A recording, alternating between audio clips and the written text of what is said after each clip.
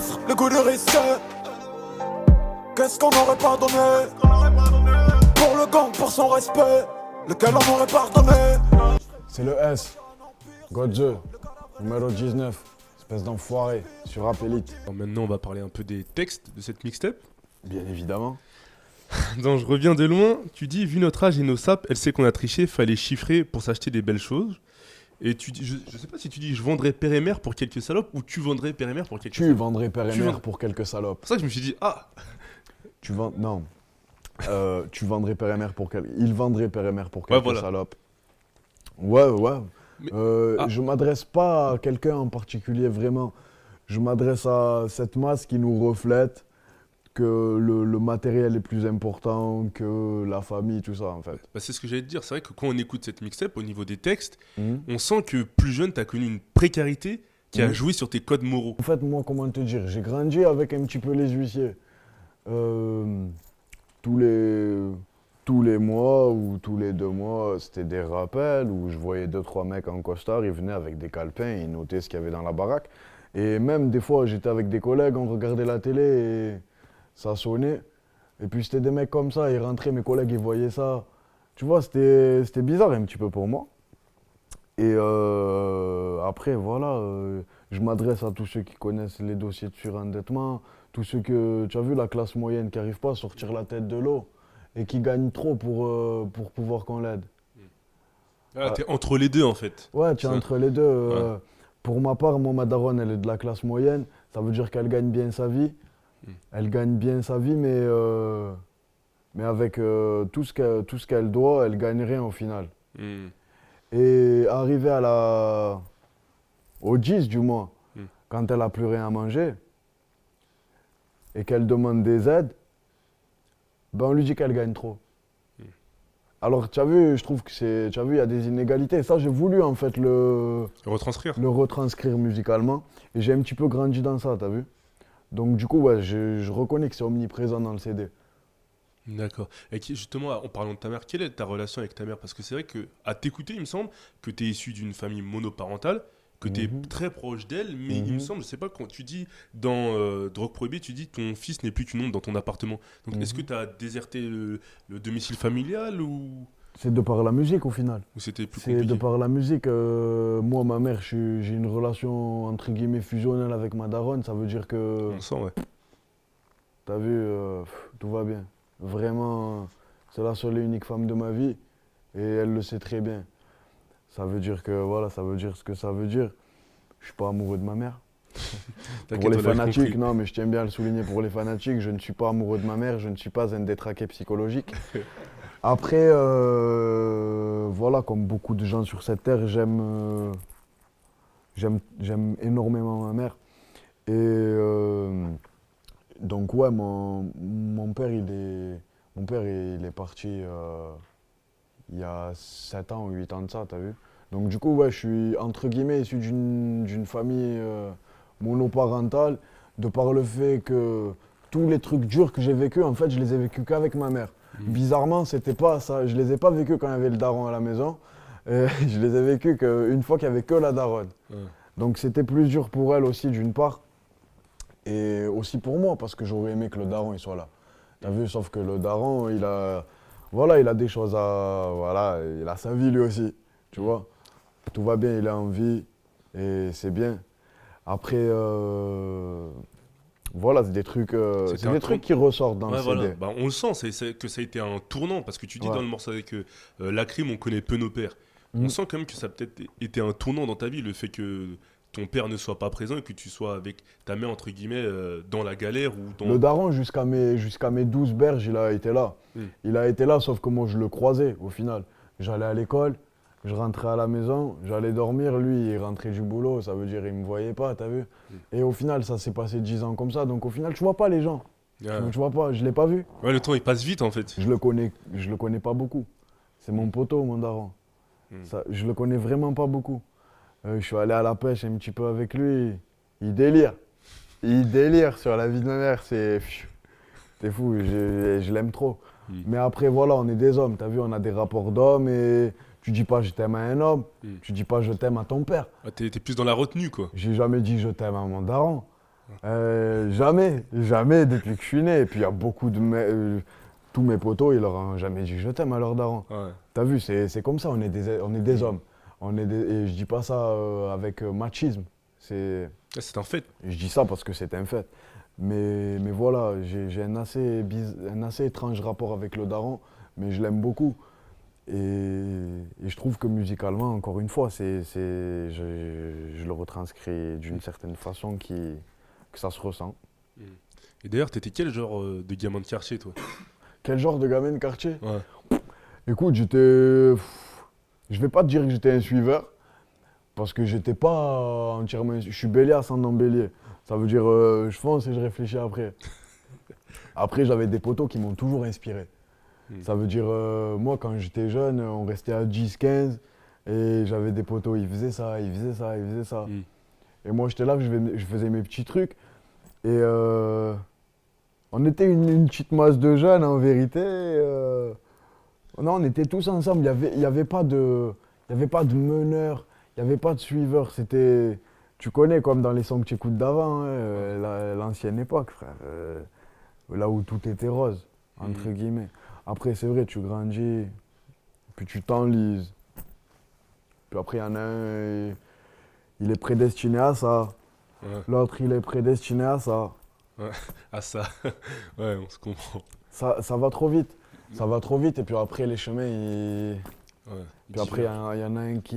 Il y a des gens qui meurent, c'est des trucs de fou, la vie, ça va archi vite, t'as vu? Mais le fait d'être, enfin d'avoir habité au Bagne, est-ce que Ouais. t'étais pas un peu loin de tout, en marge? C'est-à-dire que Marseille n'est pas trop loin, mais Ouais. le mouvement, il n'est pas au Bagne. Ben, tant que tu n'es pas autonome, Ouais. tant que tu n'es pas véhiculé, parce que faut savoir un truc, c'est que tu es jeune, tu es flemmard. Enfin, pour les jeunes de ma catégorie, entre guillemets, quand on était jeunes, c'était dur pour nous de prendre un bus.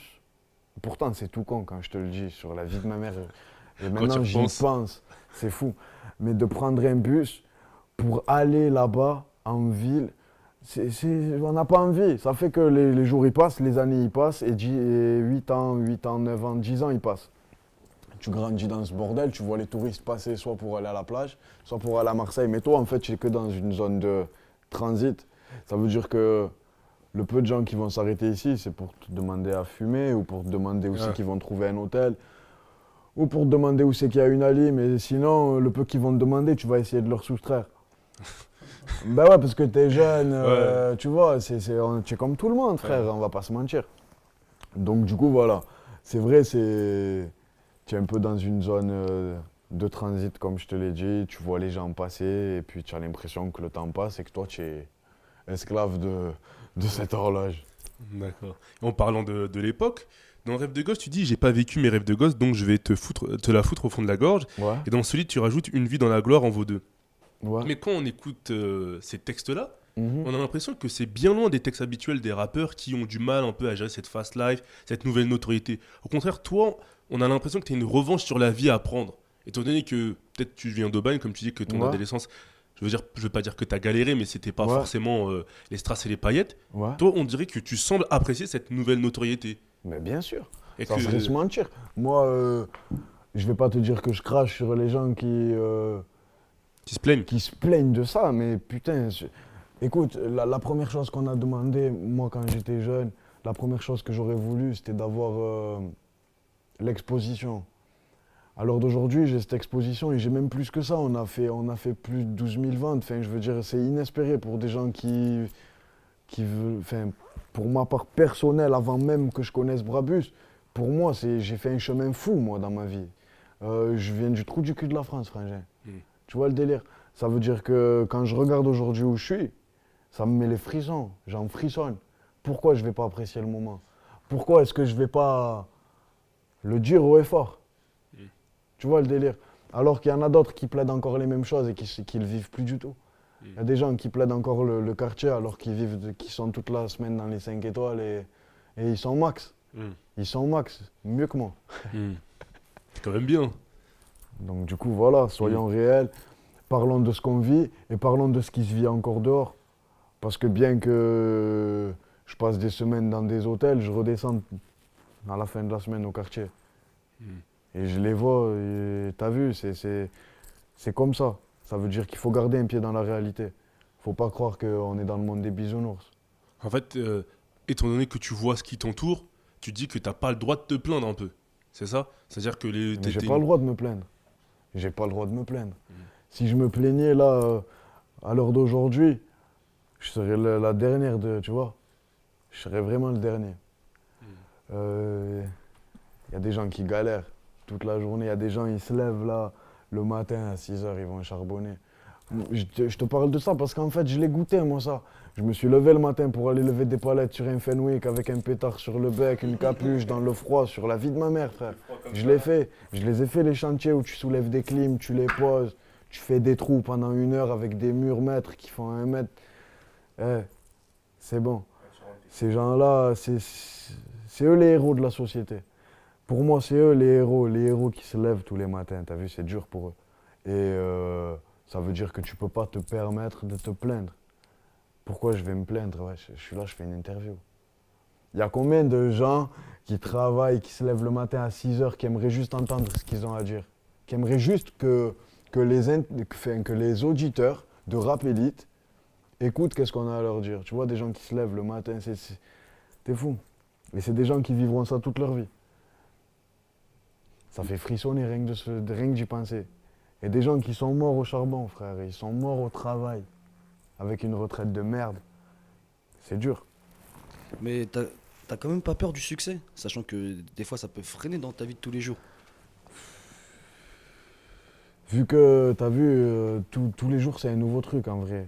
Je te dis la vérité, je vis des nouveaux trucs tous les jours. J'ai pas peur du succès parce que je suis archi bien entouré, j'ai des gens qui veulent que mon bien autour de moi. Et j'en suis convaincu. Mais de manière globale, c'est-à-dire que des choses vont changer. Tu pourras pas sortir comme avant, avoir une certaine liberté. Je peux déjà Faut pas que aller faut que tu fasses attention à ce au que tu champ, fais, tu vois ce que je veux je dire? peux déjà plus trop aller au champ ou au cinéma, je te garantis que c'est chaud. Déjà ouais, ça commence à être un petit peu chaud, mais après c'est... Tu as vu, on a demandé, enfin moi j'ai demandé l'exposition quand j'étais jeune. Ça veut dire que je savais ce que ça comportait. Je savais que tôt ou tard, un jour, tu vas vouloir aller là, mais tu pourras plus y aller. On a grandi isolé, ça veut dire on s'est jamais trop mélangé. Moi, pour ma part, je suis jamais de ma vie allé voir le showcase d'un artiste. Je suis jamais allé voir le showcase d'un artiste. La seule fois où je suis allé en concert, c'était à la MJC, parce qu'il y avait tous les poteaux et que ça avait réussi à rentrer des pétards et des flashs dans la salle. Ça veut dire qu'on pouvait boire et fumer. C'était pour ça que j'étais allé au concert, sinon je ne serais jamais allé. C'est un des seuls concerts que j'ai fait, c'était les MJC d'Aubagne. C'est des concerts où il n'y a même pas 200 personnes. Je suis jamais allé voir tout ça. Là, à l'heure d'aujourd'hui, on essaye vraiment d'être extérieur à tout ça. Je ne vais pas dire qu'on ferme les vannes, que la boutique est fermée, tout ça. C'est faux. Le seul truc, c'est qu'on essaye d'être extérieur à tous ces strass, tout ça, t'as vu, de se mêler dans la foule tout le temps. On le fait quand il faut le faire. Après, quand il ne faut pas le faire, on est dans le calme. Et je pense que c'est le plus important, garder un pied dans la réalité. Moi, j'ai les pieds dans la réalité. Et je pense que tant que je les aurai, ça ira. Je pense qu'il ne faut pas se laisser dépasser par les événements. C'est archi important pour un artiste et je pense que c'est ce qui peut tuer beaucoup d'artistes. Et il faut faire attention à ça. Et je suis sur mes gardes, jour après jour. Est-ce que tu es d'accord pour dire que tes textes, ils sont plutôt sombres, Ouais. on va dire. Ils racontent une enfance précaire, Ouais. il y a un peu d'ego trip, et le tout, il est saupoudré par un univers du banditisme poussé à son paroxysme, grâce aux clips, aux visuels. Ouais. Est-ce que tu es d'accord sur cette Carrément. analyse? Je suis entièrement d'accord avec ta définition. Après, il faut que tu saches quand même que le banditisme et tout, c'est pas non plus une fascination chez moi. Je veux dire, quelqu'un qui peut tuer son frangin, son propre frangin, pour moi, c'est pas honorable. C'est juste d'avoir des couilles. Mais en soi, c'est vraiment pas honorable, tu vois. Mais après, dans l'image, dans la prestance, c'est vrai que les films de gangsters, il n'y a pas mieux. Je veux dire, Johnny Depp dans Blow, il a une prestance. C'est-à-dire que tu es fasciné par les films, mais pas forcément par les codes moraux que ça Je renvoie? suis pas forcément... Voilà, exactement. Je suis pas forcément fasciné par les codes moraux que ça envoie, de par le simple fait qu'il y en a avec lesquels je suis pas d'accord, tu vois, mais bien qu'il y en a beaucoup pour lesquels je suis d'accord. Mais je pense que c'est surtout pour les plus jeunes que je dis ça, il faut vraiment pas en faire un modèle. T'as vu, les grands de ce monde, c'est pas ceux-là. Mais quand tu fais des clips comme Gomorrah, forcément, c'est que t'as une petite fascination. Parce que tu rentres bien dans ton personnage. Parce que je rentre bien dans mon personnage. Non, Enfin, si c'est un personnage, enfin. c'est quand même, c'est vrai que chez moi, c'est une réelle inspiration. Tous ces films de banditisme, tout ça. Mais ce que je veux vraiment te dire au travers de ça, c'est qu'ils ont quand même des idées avec lesquelles on a le droit de pas être d'accord. Nous, certains jeunes d'aujourd'hui, on peut ne pas être d'accord avec certains trucs. Après, c'est vrai que ça reste une réelle inspiration dans la prestance. Tu vois les mecs, frangin, Le charisme. dans le charisme. Dans le charisme, bien sûr. Tu n'as pas besoin de... Il n'y a pas de fioriture. Les mecs, ils parlent pas. Ils sont 5, 6, ils parlent pas. Nous, c'est ce qu'on... Dans le rap, vraiment, je me suis jamais présenté publiquement avec vraiment beaucoup de personnes. Et pourtant, je sais qu'il y a beaucoup de personnes derrière moi. Et pourtant, tu as vu, on arrive à tirer notre épingle du jeu sans forcément mettre beaucoup de tête derrière nous, tout ça. Parce que, voilà, c'est une image. Il faut avoir quelque chose qui claque, tu vois. Et ces gens-là, ils l'ont. Mais bizarrement, à t'entendre, c'est vrai que tu joues beaucoup sur le côté allemand, je vais pas Ouais. dire que sur le côté dur et froid, mais Ouais. presque. Tu joues dans l'univers un peu du banditisme, de la mafia Ouais. italienne, des gangs. Ouais. Mais quand t'entends, t'es plutôt quelqu'un de sympathique.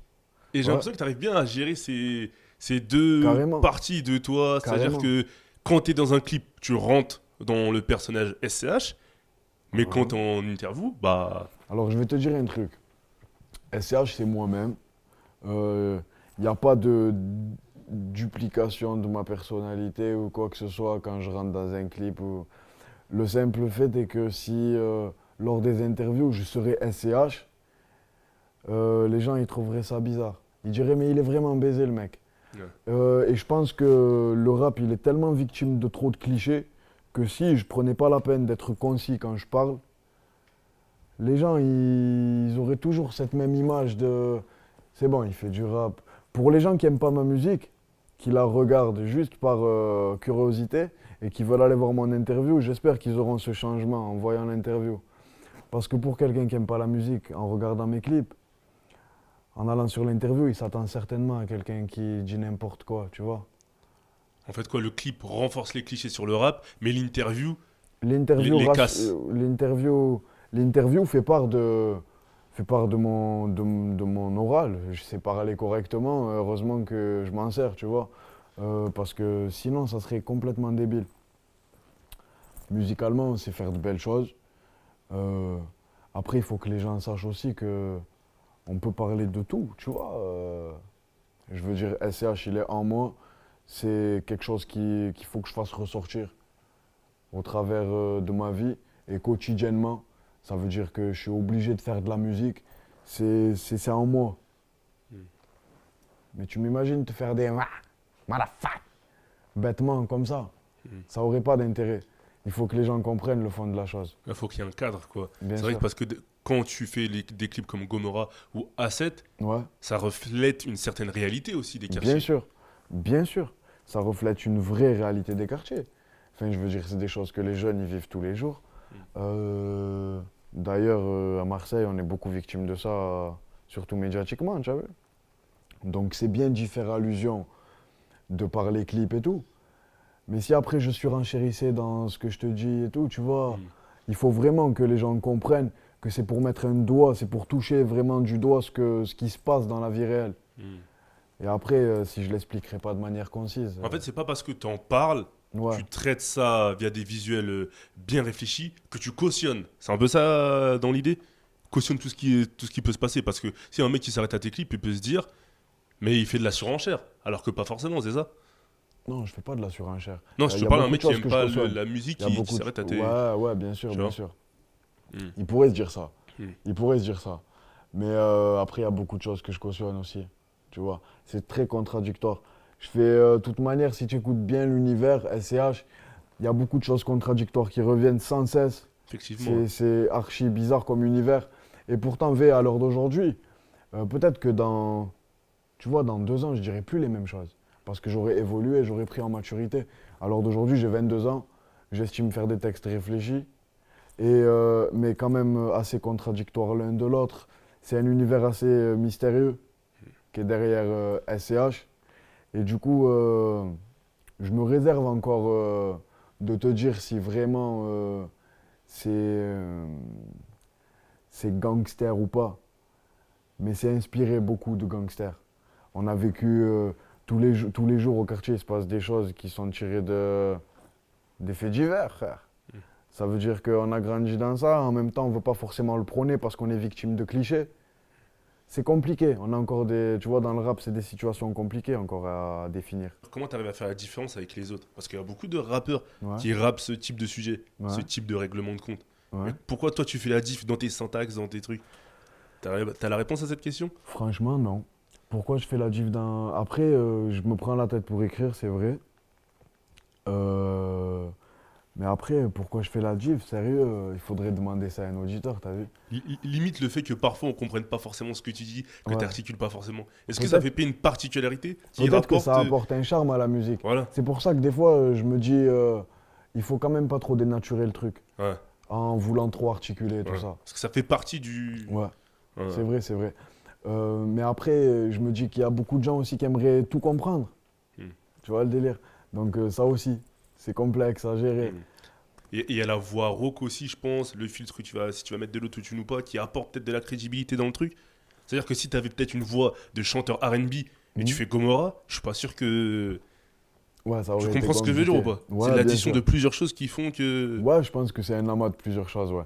Après, pour l'autotune en particulier, je pense que c'est quand même quelque chose de pas évident. Il y a beaucoup de gens qui disent qu'avec l'autotune, tu peux faire, n'importe qui peut faire un hit, tout ça. Ok, peut-être, Ça va peut-être maîtriser, s'il hein. est épaulé par quelqu'un. Mais après, il faut savoir le gérer. C'est pas quelque chose d'évident. Il y a des trucs qu'il faut arriver à trouver avec l'autotune. Je veux dire, ça se travaille sur le temps. Il faut pas croire que comme ça, tu as vu, tu vas vraiment faire un hit. C'est faux. C'est vraiment faux. C'est un travail sur beaucoup de temps, l'autotune. Parmi les multiples comparaisons qu'on a pu faire par rapport à toi, bon, il y a Godze parce que tu le dis souvent, les références à la Mannschaft, etc. Si, si. On t'a aussi comparé au groupe PNL, par Ouais, rapport au fait que, il me semble, vous ayez fait vos clips au même endroit. ouais. Mais comment t'expliques ces comparaisons? Est-ce que tu les comprends surtout? Ben, peut-être qu'il y a un truc, je pense, qu'on a en commun, c'est le fait de savoir gérer, entre guillemets, l'autotune. Tu vois, peut-être. Parce qu'après, sinon, il n'y a rien de comparable. Ils sont deux, je suis seul. Fin de la discussion. Voilà, c'est tout. Je suis solo, les mecs, ils sont deux. Point barre. Après, on est dans un courant d'autotune émergent. Les mecs, ils font des vrais beaux chiffres. Moi aussi, je fais des chiffres pas mal. Ça veut dire que forcément, ça monte, ça fait, tu vois, il y a contact. Après, je pense qu'il n'y a vraiment rien à voir dans leurs univers et dans le mien, tu vois. Peut-être au niveau des textes, peut-être le fatalisme qui parcourt tes textes et les leurs aussi. Certains fatalismes. Peut-être pas l'écriture, Ouais, je te parle des un certain textes. fatalisme. Un certain Ouais, fatalisme. un certain justement. fatalisme. Peut-être une manière de gérer l'autotune et un certain fatalisme. Et puis même, je pense que c'est même sûr, parce que j'ai beaucoup écouté leur son, et je me doute qu'eux aussi, ils ont quand même une certaine façon de gamberger, tu vois. Mais après, lyricalement parlant, c'est vrai qu'on a strictement rien à voir. Et puis, dans nos intonations, nos voix, nos placements, c'est différent aussi. Hmm. Donc, ouais. Mais je pense que je peux comprendre. Je peux vraiment comprendre cette comparaison, ouais. D'accord.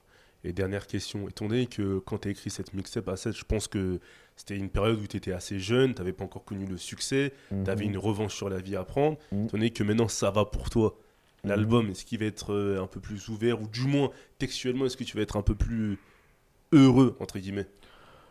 Parce que quand on écoute la mixtape, Écoute, alors pour te dire la vérité, je suis pas encore sorti d'affaire. Je veux te dire par là que c'est pas parce que j'ai sorti à 7 que je suis gavé. Et c'est pas parce que j'ai sorti à 7 que j'ai sorti tout mon petit monde de la merde. hmm, Et à la base, on n'a pas fait la musique pour ça. On l'a fait pour la faire. Alors d'aujourd'hui, je la fais toujours pour la faire et je la ferai toujours comme je l'ai faite précédemment, si ce n'est que avec l'envie de la faire mieux et avec plus de folie. C'est tout. D'accord. T'as un dernier mot à ajouter, SCH? Un dernier mot à ajouter? Ouais. Merci déjà à Rapelite. C'est un plaisir. Et voilà, c'est toujours disponible. Morpheus, dernier exclu, disponible en date. Et voilà, je vous prépare de vraies belles choses, bande d'enfoirés. Prenez soin de vous. C'était le S Godze Marafak 19 dans vos mamans. Du liquide, mes chaussures brillent, je regarde mes pieds.